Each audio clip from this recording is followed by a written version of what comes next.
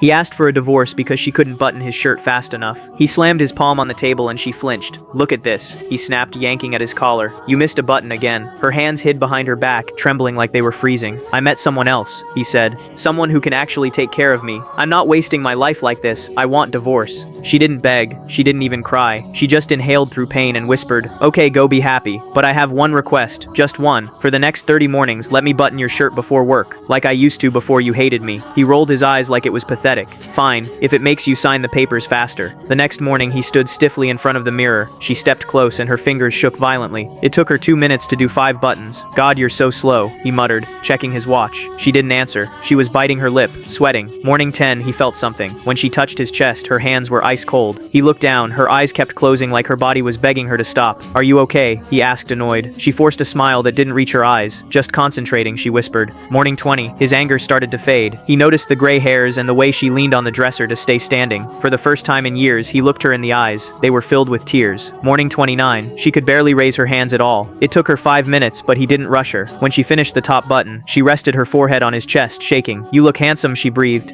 For the first time, his throat tightened. Maybe we don't do the divorce." She just smiled sadly and patted his cheek like a mother, calming a child. Morning 30, he waited for her, but she didn't come downstairs. He called out once, then again. Silence. He ran to the bedroom. She was lying on the bed, still, too still. On the nightstand was a medical file and a folded note. His hands shook, opening the file. Advanced ALS, severe agony with every movement. He froze. Every button, every morning. It wasn't clumsiness, it was torture for her. Then he unfolded the note through blurred tears. "My love, I didn't want you to watch me fade. I used my last strength to take care of you, so you would remember me as a wife, not a burden." He fell to his knees, clutching his unbuttoned shirt, screaming into the silence. She wasn't buttoning fabric. She was saying goodbye. One last button, and she was gone.